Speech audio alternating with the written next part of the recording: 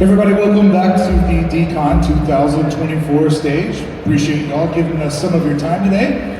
So if you're just sitting here passing time at DCon's bus station, we appreciate that. We'll try to entertain you while you're enjoying the seats. Let me see a show of hands. Who here has ever published a zine before? Perfect, we have nailed our audience. Who here has ever picked up or read a zine before? All right, there we go, fascinating.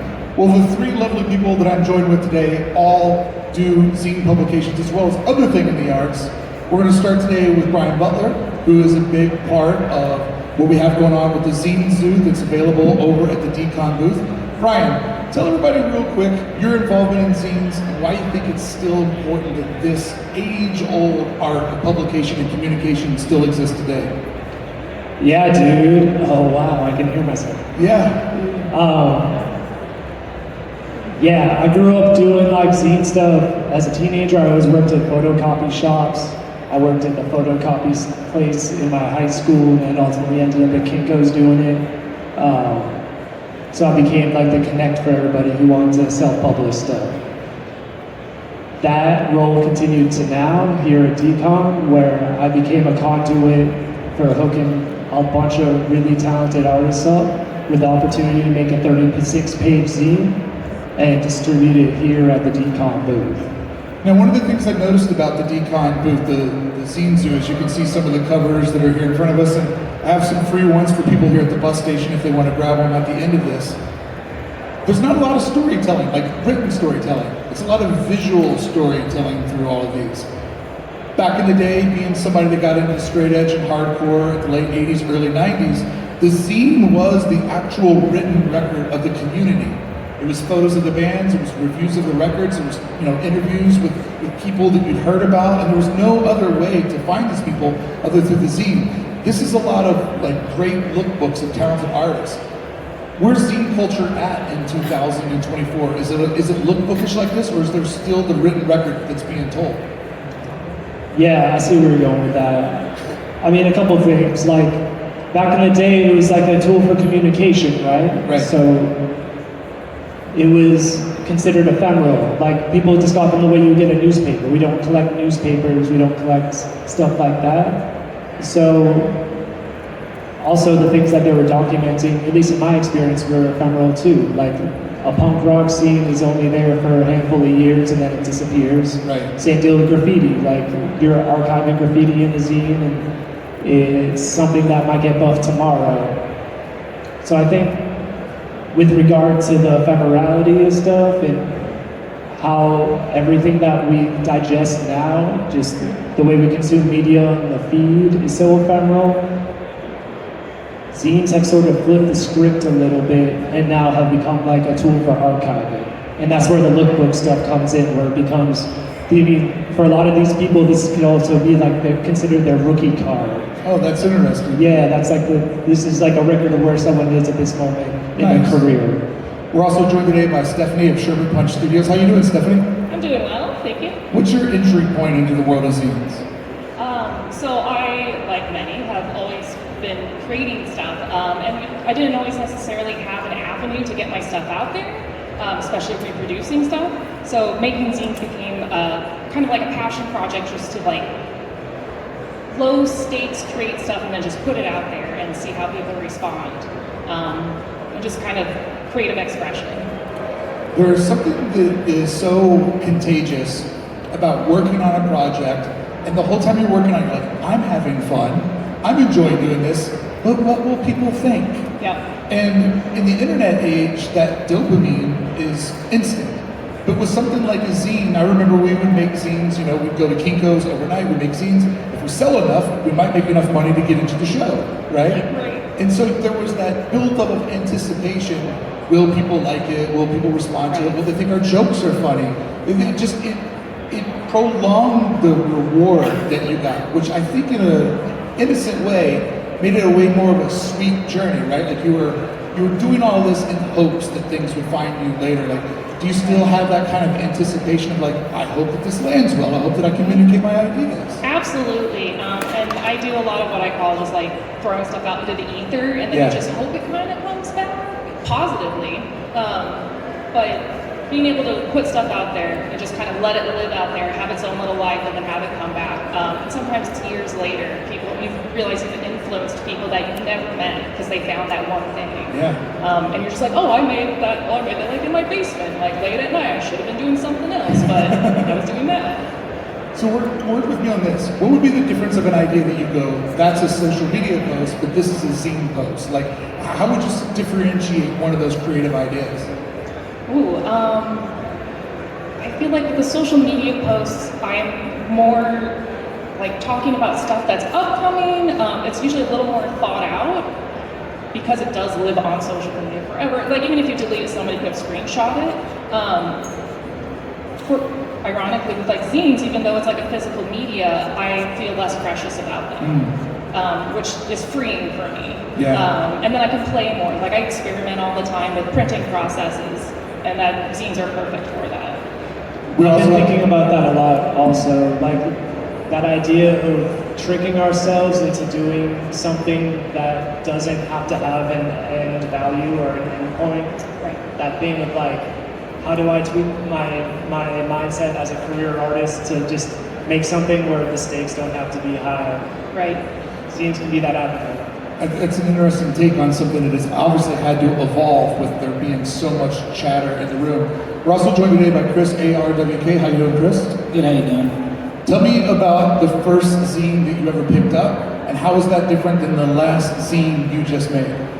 So I started getting into zines I was probably about 12 or 13. My brother, we grew up in New York, so the New York hardcore scene was, introduced to me in 1988. Oh yeah. So my brother would bring home zines from, ABC No Rio, and just like the mecca for New York hardcore. So bringing home those zines and seeing like all the articles in them and all the different record labels, it made me want to produce my own. So the first one I produced, I was about 16.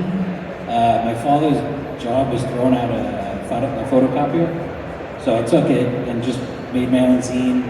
It was great to just put something out there, like you said, like with jokes that you think nobody's gonna get. Yeah. And just talking about being straight edge and all those things, and it just a great kind of response, and then that led to doing other zines and like more mass-produced kind of zines and stuff like that. The last zine I probably picked up, I guess it was more of a magazine kind of thing. It wasn't like a zine, just because it had a full color and all those kind of things. So it's harder nowadays, I think, to kind of get your hands on some of the photocopy style, especially in New York. I mean, we don't have the spaces we used to. Yeah. Chris and I are from the exact same timeline here in this conversation, and it's interesting that the hardcore zine was a message in a bottle. And these folks were publishing these, everybody had a job at Kinko's just to like destroy it. We had the copy cards. Oh yeah. Remember the hack copy card? And then you had the hack of the copy card. Hell yeah. Oh yeah, yeah. We were the first wave of criminals. But it was interesting because before there was the internet, there was punk rock and hardcore, where all the kids in New Jersey knew all the kids in New York, knew all the kids in Cleveland, Ohio. Philly. Just go all the way around, and then when you go on tour, you meet all these people. But that zine, the guy in the back that had the booth selling the zine, you'd grab that, you'd read it in the tour van, you'd bring it back home, in my case to Kentucky, you'd pass it to other people, and they just kept going and going and going. And it was everything that was going to come in technology about 10 years later.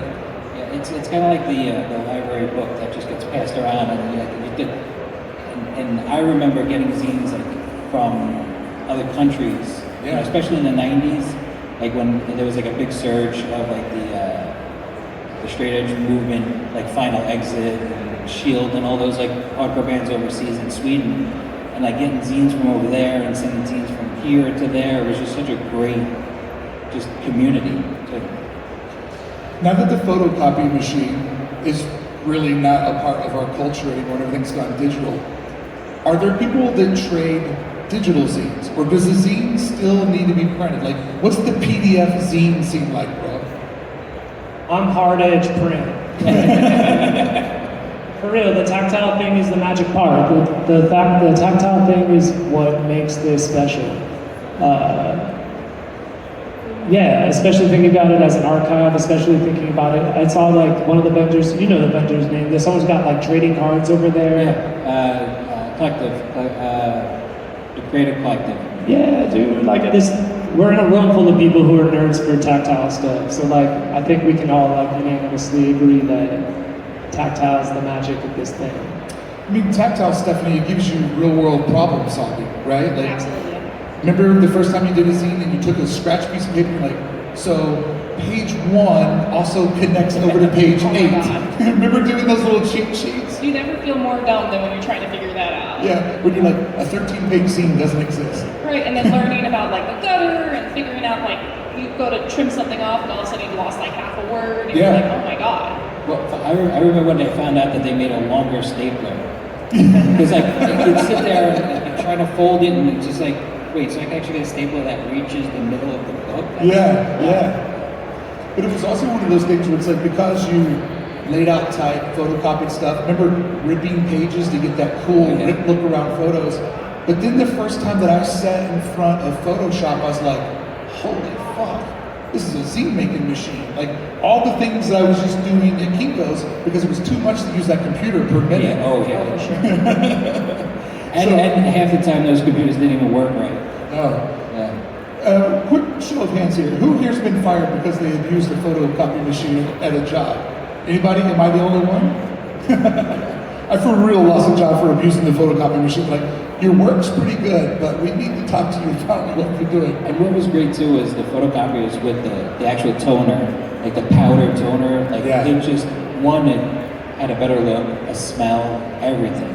Like inkjet's great and everything, but that powder was just so different. And plus you knew it wasn't, if it got wet, it wasn't gonna smear, it wasn't gonna be a mess, you know? Yeah, on that like material stand front to like the silkscreen universe, like Rizzo printed stuff, like there's all sorts of like subsets for just the way that people are actually printing stuff. And then actual collectors and fans of each of those things too. In the early 2000s, Rizzo printing had like a whole resurgence where people were like, hold on, these printers exist, they're not expensive because people didn't know what they were worth at the time. And I can basically do like silkscreen, you know, like color separations and print 2 or 3 colors and put a zine together. But it's interesting because, once again, when we look at tech, right? Tech has largely been founded by people that are a generation in ours or a generation down. So much of social media is a digital, mobile version of zine making. It is curation, creation, communication, which was the bedrock of what the zine was all about. And fewer people creating zines within these communities that we're all from, whether it's, you know, punk rock, straight edge, we're talking about, but even going back into the 50s, Disneyland had their own zine that the cast members would make. And they would talk about different things that was happening behind the scenes. And now, you know, 60-something years later, they're an amazing archival record of what was happening. But social media actually is the zine in fast, instant form. And because it's so easy, everybody in this room is a publisher now. And we started out this conversation, who's had one? Everybody's hand went up. Who's made one? There was like one joker somewhere around in here that had made one. So it just kind of goes to show, like, once again, like the creative culture is what has fueled all of the stuff that is elevated and is also kind of killing the creative culture. Like, have you ever thought before about the connection between the two, Brian? Like when you were holding Instagram for the first time, like, I think I've done this before. Yeah, certainly. And I mean, you can even tie that back to what people ended up publishing in this Zine Zoo thing, where like a handful of people, it's like what you're saying, like the things that you want to share, the things you want to broadcast, the things you want to post. Like some of these people ended up kind of showcasing their portfolios and the many hats that they wear, the different skills. There's Killer Napkins, who's over here. He's one of the people that produced one of these, the Vegas Zine Zoo things. He has incredible rubber masks and like toys and stuff, but also in the zine that he made, he gets to also share the hat of like a mural artist. Yeah. So like, I don't know, it's another way that he can bring that skill set to his table. There's also people that just made like exhibition catalogs for shows that they did recently, or personal sketchbook pages, and like kind of sharing that unseen process. And so like, that's another thing about the social thing that you brought up also, is just that like a lot of the stuff that we broadcast is the final thing, where like in this format, it's almost more romantic to publish some of the process also. So where would you say that a zine ends and a magazine starts? Like, for example, when Beastie Boys did Grand Royal, was that a magazine or was it a very expensive zine? To me, it was a magazine. Yeah. I mean, so for me, I remember like back in the day, Peel magazine, which was originally a zine. It was Peel zine, and it was all stickers. The first few issues were straight up zine feeling. Once they transferred over to full color, a binded back, that's when it lost that zine kind of quality to me, and it became more of a magazine, which doesn't, discredit it, but it kind of changes the look. I mean, when you mentioned about social media before, I don't know if you remember, but there was a big time period where zines, like online zines, had like downloadable versions, and that was like Perfect Grenade and a bunch of these other ones were great for that because they literally were creating these, free zines that anybody could access. So that makes me think about like the leading into social media and stuff like that, like the website that I created in 2000 for graffiti and stuff like that, like Which was? robotswillkill.com. We showcased everybody and anybody. We tried getting artwork out to anybody, and like looking back on that now, 25 years later, it's crazy to see what social media has done because back then, in order to own a website, you had to have a person who could do coding, Right. and own, the money and everything to just to figure it all out. And it was, for us, it was like kind of a zine back then because it was us showing work to people that couldn't, pick up a zine from like the neighborhood. It's so funny how as time moves on, our expectations of production and what looks professional and what looks amateur, because back in the day, Maximum Rock and Roll felt very produced, right? Yeah. That's a magazine, that's not a zine. But looking on it now, where we stand in 2024, it feels very much like Maximum Rock and Roll was right at the crossroads from where zine ends and magazine begins. Does that just come with like distribution, like just because they were making so many of them? It was bound, it was newsprint, it was laid out, it had a template, It felt like there was money behind it. Yeah. It didn't feel like it was kind of like the scene. It felt like it was like together by like a label or something. Like Sound Views kind of had the same feeling to Yeah. me. Like Sound Views, especially in the 90s, you'd walk into any dorm and it was there. And to me that was kind of like weird, I was like, is it a zine or is it a magazine? Or is it a newspaper? Because it was talking about the stuff that I cared about, but it felt mass produced.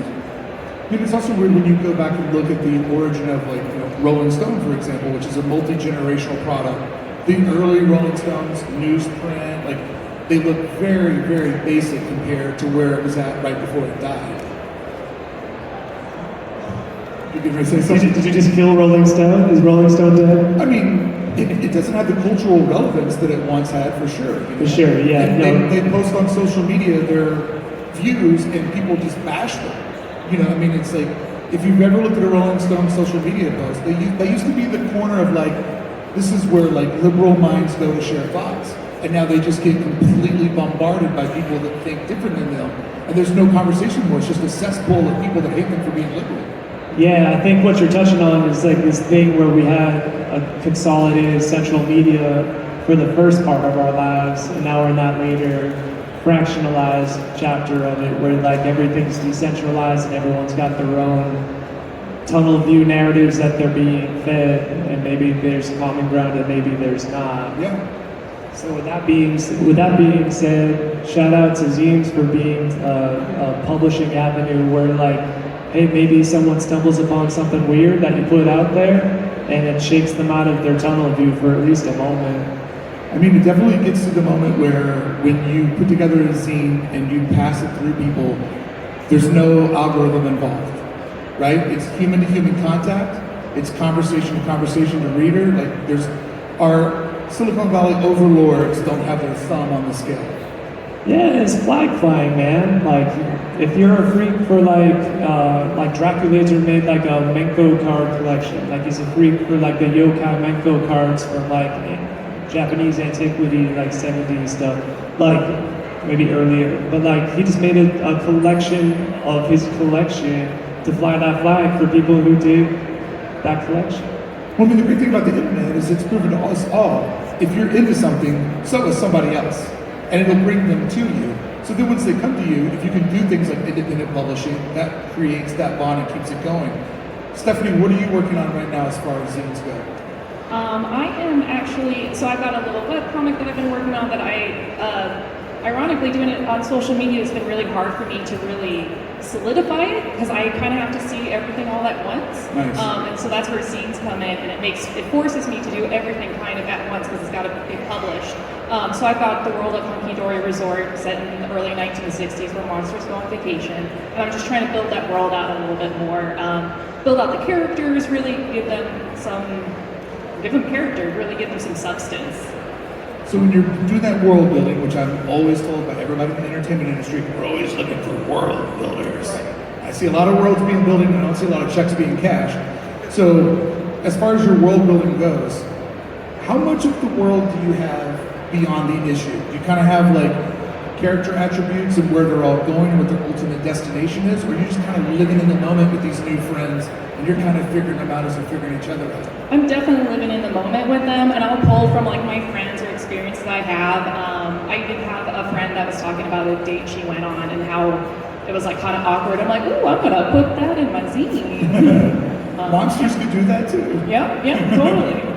That's great. So when you're doing a zine now and you're putting them all together, how do you fit that around the rest of your life? Because like nobody ever got rich doing zines that I know of. It's definitely a passion project, but where do you find the room for your passion?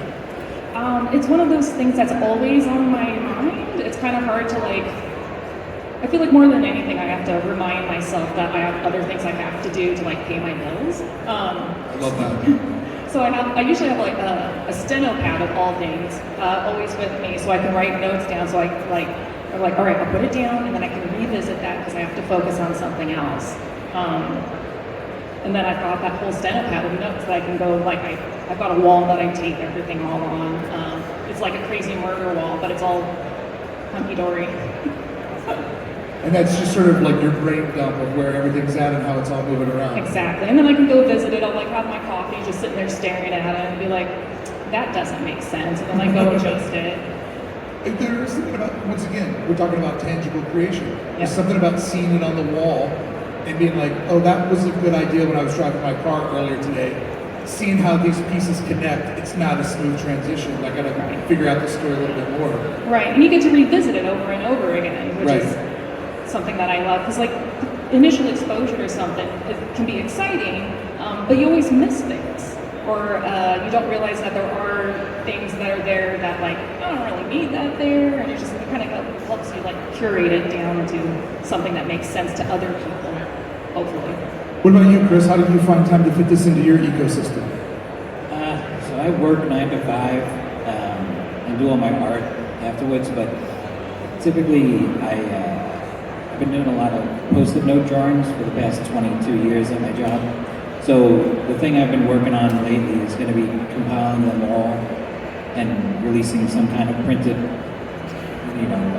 product from it. I don't know if it'll be a zine or more of a book, but that's really the time I get to kind of sketch out those kind of ideas. That's really my, I guess, like more zine drawing time. Like when I'm home, I'm mostly painting just because I have shows or whatever coming up. Right. So like my commute, I work in Manhattan. I live on Staten Island, so it takes me 2 hours to get to work, 2 hours to get home. So that commute too, I'm sketching on the ferry, I'm drawing on the train. So that's really like where any of the zine or drawing kind of material will come from.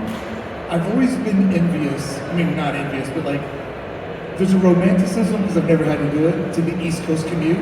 Like you're on this vehicle, you don't have to drive it, so like you have this time to spend. It's cool and it's not. I mean, I've been doing it for 22 years, so it's like I literally drive to the train, take a train to a ferry, take the ferry to a subway, take the subway, and then walk.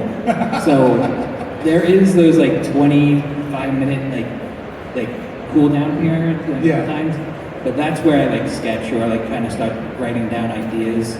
But it's not bad. I mean, doing it in the winter is hard. Right. You know, New York winter's bitter cold, so, and being on a ferry is not fun in the winter, you know. So do you ride the Colin Joe's ferry back home? Say again? Do you ride the Colin Joe's ferry back home? I used to ride that boat. That boat was I'll save my words on that boat, but I've taken a lot of work to put into it, put it that way. But I love the idea that you're taking all this work that you've created that never had an end goal, right? And you're stitching it all together, and you're trying to figure out, like, I have been making a project for a decade plus. How do I put all these loose ends together? Like, I love when people are just making for the sake of making. I think that curation part of your brain kicks in down the road. Like, I kind of made a lot of these. It's a shame to toss them out. Yeah, it's kind of funny. It's like, you know, when I started doing graffiti when I was like 11, you don't think of anything coming out of it.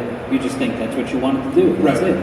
And like still like doing those post-it note drawings like every day, it's just what I want to do. And like when I post them online or whatever, and people try to buy them and stuff, I'm like, why? Like it's just kind of like I'm like, it's, I don't know. I don't think of it as that. I don't think of them as a product, which is, you know, why I want to put them together in something like eventually. But I've been saying that for 20 plus years, you know. Yeah. So I have a problem that I want this panel to workshop with me. I live in Long Beach, California. I'm originally from Louisville, Kentucky. I have a tote in my attic, and it's a collection of all of my show flyers and zines, but also more importantly, an older kid, you know, I mean, I say kid, he was in his 20s, but an older friend of mine back home, he was going to toss out all of his shit. I go, well, you can't toss that out. So I have this tote that is absolutely bulging. Like I had to duct tape it shut because it's like a fat guy, you know, like it won't go down. And I know that I have like the printed record of all of this stuff. Like the first time Black Flag came to Louisville and, you know, like all these things. And I'm just like, where the fuck does this thing go? And it's like, it feels like treasure, but also like a burden because I want to hand it off to the proper like archivist. But right now it just sits in Long Beach, the archival record of Louisville, Kentucky. Do you guys have any idea what I do with this tote other than burn it? Well, there was actually a book that just came out of a bunch of old flyers, starting from like the late 70s, going into the 90s.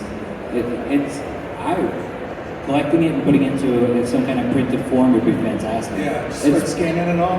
Yeah, I mean, it's, you know, it'll take you a while, but it's worth it. It's all my free time. It's worth it. Yeah, all that stuff, I mean, like, going to the Punk Rock Museum while we were here and seeing, you know, even like little things that like Joe Strummer wrote on being hung up, and it just, it's amazing that stuff didn't go anywhere. Right. And, you know, like, knowing that, like, you know, pieces of CBGBs are sitting in a warehouse somewhere, that's what I think, you know, zines are in many ways. Yeah, treasure, archival treasure. Yeah. Like, especially as an ephemeral thing. Like, no one thought that any of that stuff was important. And then, like, fast forward, for the nerd that did think it was important, like, everyone's looking at it like treasure. Yeah, I mean, growing up and being, you know, having a million flyers on my wall, like, you know, at that time, it's the most precious thing. And then you take them down and you're just like, what do I do with them now? I kept them. Yeah. You know, it's not like I threw them out, but... Well, I was too smart to throw them away, but too dumb to know what to do with them, which is kind of the story of my life. But I think about it, it's like, when we think about like punk rock and independent music in America, Kentucky's an interesting thing, because it's one of those, like, nobody goes on tour to play Kentucky, but it patches the gap between Cincinnati and Chicago, right? So it's kind of a weird collection of like bands as they were trying to figure out where is the network where they can go. Like, Tromax played there once before. I'm sure they didn't start a band, but one day we'll play Louisville, Kentucky, right? So it's an interesting record that I have, and you gave me the greatest inspiration. I'm gonna wrap it up like a baby that you drop on the doorstep of the fire department. Why don't you go to the Punk Rock Museum and be like, this is yours now. This is for your Kentucky week. Have fun with this, do what you will. Have fun with thy bidding. Well, that's what's weird about that too, is it is kind of a, for lack of a better term, a random state. You know, it's not like New York, it's not California. It's fucking random, dude. Yeah, and it's great to document what happened there. Right. That like most people aren't gonna think of. Like my cousin's band is on tour now. You know, they play all these shows and like they're heading over to, you know, Germany with Terra, and they're playing all these like little areas, and like if you're not in a band, you're not seeing those little tiny spots. and it's wild to think that that is getting documented by the people of that area. You know, Avail playing Staten Island was like amazing to me. Yeah, like it's like you're playing Staten Island, you know, having, you know, seeing Refused in Long Island at some little random club. All that stuff was amazing, you know, and something like knowing that was happening in Kentucky, Yeah. and all these other states, and seeing documentation of it was incredible. Yeah, because sometimes when you want to show the entire story of something, you need those little hidden chapters in between that often aren't very documented, you know? It's like the history of Staten Island and New York. I know that very well. I'm not from that region. Just because it was so publicized of what was happening there, it's sort of the epicenter of punk rock in America, you know? LA pretends like they had punk rock back then, but it wasn't really punk rock. Yeah, it's funny because like in Staten Island, we had our own little scene, you know. Freedom like, Chipotle. Yeah, I know Freedom, I know the CR guys, Fallacy, Enrage, like all those bands. I mean, like they were the biggest thing. Like when they did a show on Staten Island, they didn't tour, they didn't do a lot of like outside of that. But you know, Freedom used to do the shows at the Joint. Yep. At the Dagobah that cafe with the record store and everything. So knowing that was happening at like 2 states over, people had no clue. It was incredible. I mean, the pre-internet, it was wild because we would play the Peel Lock in Long Island, and people who live in Long Island have never gone to a show in New York City. I'm like, how do you live in Long Island and you've never been to New York City? It blew my mind. That drove me crazy. I had friends, I remember, so PWAC was one of my favorite places. I saw Snapcase, Refused, Sick of It All there a million times. I had friends that I would drag them to shows in Manhattan because they'd only go to shows in Staten Island. And I'm like, you realize Sick of It All is playing with Rancid like an hour away, not even. And I'd literally have to drag them in my car and be like, let's go. You don't even have to take a car, there's a train that will take you right there. Like you don't have to take your car to the It's city. such a weird pocket. Yeah. And like it's even like going to shows in Jersey and stuff like that was so different, you know. It's like and you saw the people, and the zines in Jersey were completely different than the zines on Staten Island, the zines in Philly. It was great. Oh, for sure. I mean, we're just illustrating really like pre-internet how all these little pockets kept everybody attached together. So Brian, where are zines at like right now? Do you feel like the scene is solid? Do you feel like new people are getting into it? Like where do you think it's at with digital publication? Like with so many people having iPads and different entries to get into illustrating and publishing, like do you think it's healthier than ever? Or do you think it's time that we need to make sure people know that it's around and it doesn't go away? Beats me, man. That's not my department. But I'll tell you what you guys are just talking about with like the regionally specific concert stuff and all that is truly the impetus for the reason I started drawing concerts. Like rocking zines is like one of the hats that I wear, but since 2008 I've been going to shows just drawing bands as they perform from the audience. I bring my sketchbook and just like draw the pretty bartender and like everybody on stage that night. He's really fucking good at it too. You have to check it out. It's Thanks, great. dog. That's one of my favorite things. I remember when you started doing that, and I was like, why did nobody else do this before?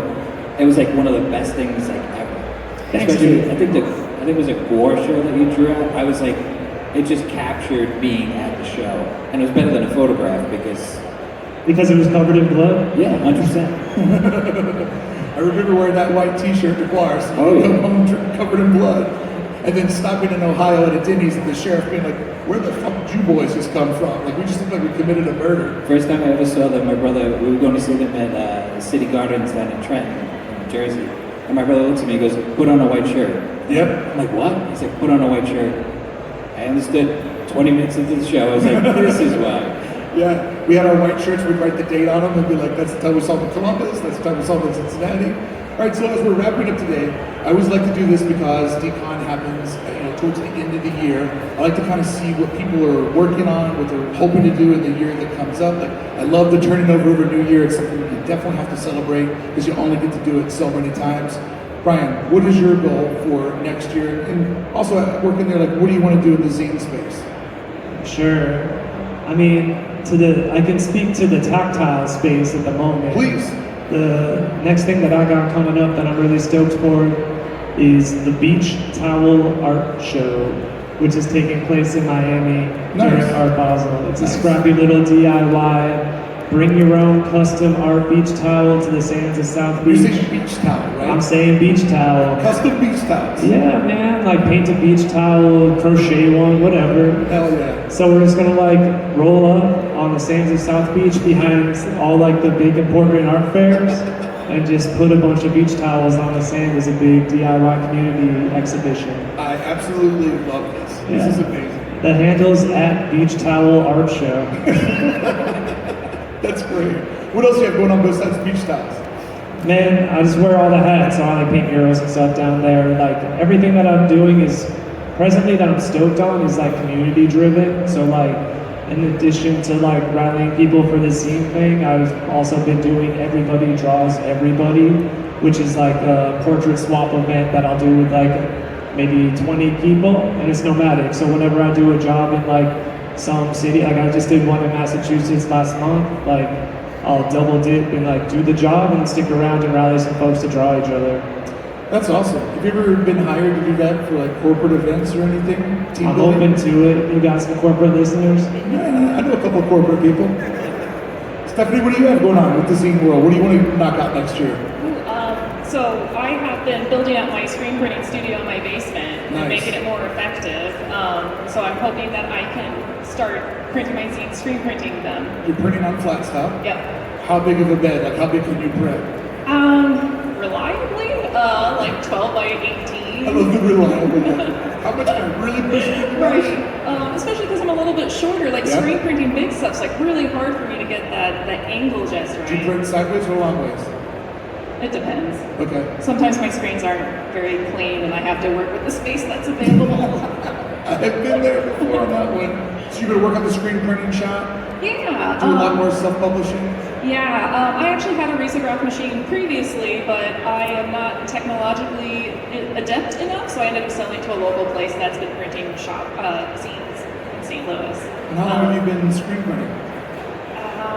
I think it's been about 12 years now. Nice. But I think I really, in the past couple years, I've been kind of figuring out how it works for me and how I like to draw.